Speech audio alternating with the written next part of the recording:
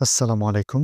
সবাইকে আবারও স্বাগতম জানাচ্ছি। নিয়ে আসলাম আপনাদের সম্মুখে দোন্দল চাষ সম্পর্কে খুবই গুরুত্বপূর্ণ একটা ভিডিও। আজকের ভিডিওর মাধ্যমে জানিয়ে দেব আপনারা এই সময়টাতে জমিতে কিভাবে দোন্দলের বীজ থেকে চারা তৈরি করবেন এবং দোন্দল গাছে কখন কী সার প্রয়োগের মাধ্যমে গাছে অধিক ফলন ধরাতে পারবেন। আশা করছি ভিডিওটি দেখে আমার সাথে থাকবেন। দোন্দল চাষের জন্য মাঝারি উঁচু জমি নির্বাচন করতে হবে। উর্বর দোআঁশ এবং বেলে দোআঁশ মাটি দোন্দল চাষের জন্য উপযোগী। মাদা প্রস্তুতের মাধ্যমে মাচার মধ্যে দোন্দলটা চাষ করতে হয়। ৩ মিটার দূর এক একটা মাদা প্রস্তুত করতে হবে।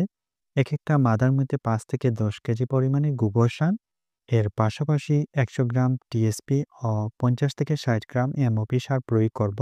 এক একটা মাদার মধ্যে এভাবে সার প্রয়োগের পর উঁচু বেড প্রস্তুত করতে হবে। ২০ থেকে ২৫ সেন্টিমিটার এক একটা উঁচু বেড প্রস্তুত করে নিতে হবে এবং এক একটা বেড থেকে অন্য বেডের মাঝখানে ৪০ থেকে ৫০ সেন্টিমিটার নালা প্রস্তুত রাখতে হবে। দোন্দলটা সাধারণত গ্রীষ্ম বা বর্ষাকালীন সবজির মধ্যে জনপ্রিয় আরেকটা সবজি।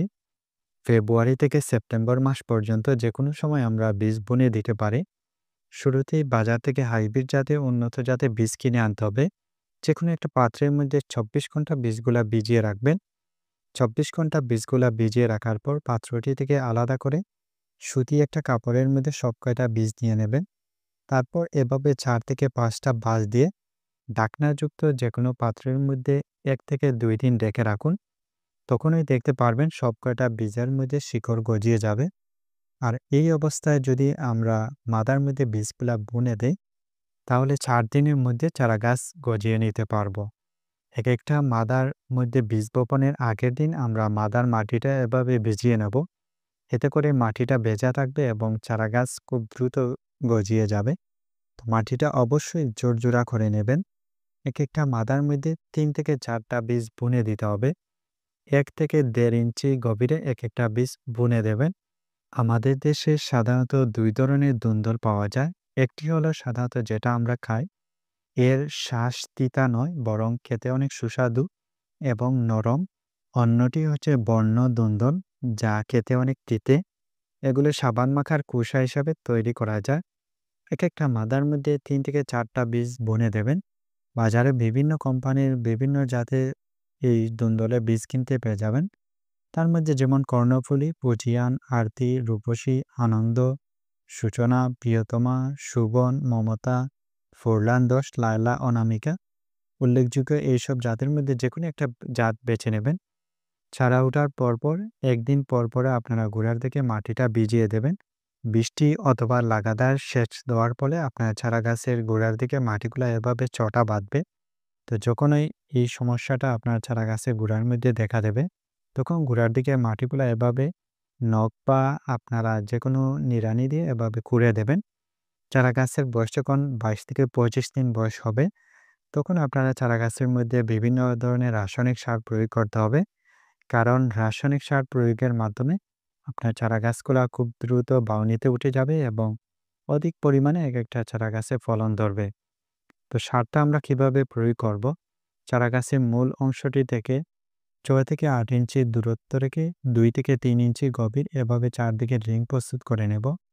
কখনোই আপনারা চারা গাছের গোড়ার মধ্যে সার প্রয়োগ করবেন না।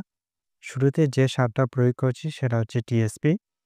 এই সারটা প্রয়োগ করলে আমাদের চারা গাছের শিকড় গজাবে, চারা গাছের ফল পরিপক্ক করতে সাহায্য করবে এবং অধিক পরিমাণে ফলন আনতে সাহায্য করবে।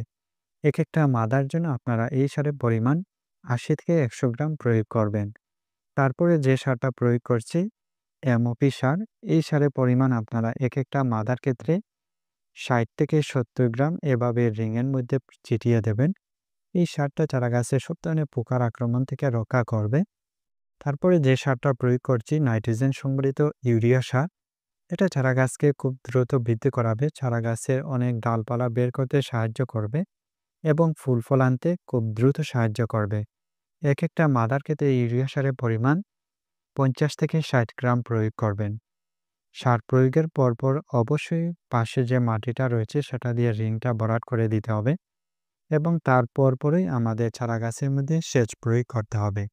দন্দল গাছ ছোট বা বড় উভয় অবস্থায় আমাদের গাছের যে পোকাগুলা পাতা ছিদ্র করে ফেলে সেগুলা হচ্ছে বিটল পোকা। এই পোকাগুলো আপনার চারা গাছের মধ্যে যদি আক্রমণ করে আর এভাবে পাতা ছিদ্র ছিদ্র করে ফেলে তাহলে সাইফারমেথিন গ্রুপের যেকোনো একটা কীটনাশক এনে আপনারা সপ্তাহে ২ বার স্প্রে করে দিন। দেখবেন কিছুদিনের মধ্যেই এই সমস্যাটা দূর হয়ে যাবে। চারা গাছগুলা যখন একটু বৃদ্ধি পাবে অর্থাৎ বাউনিতে ওঠার আগ মুহূর্তে আপনার চারা গাছের প্রধান ডগাটা অর্থাৎ মাথাটা একেবারে নখ দিয়ে অথবা যেকোনো ধারালো বস্তু দ্বারা এভাবে কেটে দিতে হবে। এতে করে চারদিকে নতুন অনেক শাখা প্রশাখা বের হবে আর সেগুলোর মধ্যে স্ত্রী ফুলে ভরে যাবে। ধুন্দল সাধারণত মাচার মধ্যে চাষ করতে হয়।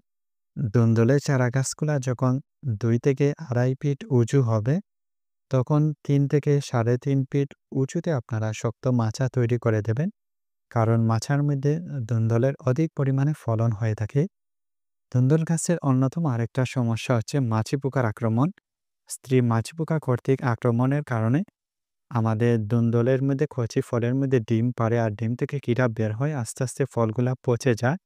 তো আপনারা ইস্পানি কোম্পানির এই ফেরোমেন ফাঁদ প্রতি প্যাকেটে ২টি লিওর থাকে। শতকপ্রতি আপনারা ২টি এই ফেরোমেন ফাঁদ টানিয়ে দেবেন। আজকে বন্ধুরা এতটুকুই ছিল আপনাদের জন্য। আজকে এখানে বিদায় নিচ্ছি। সবাই ভালো থাকবেন। আল্লাহ হাফিজ। আসসালামু আলাইকুম।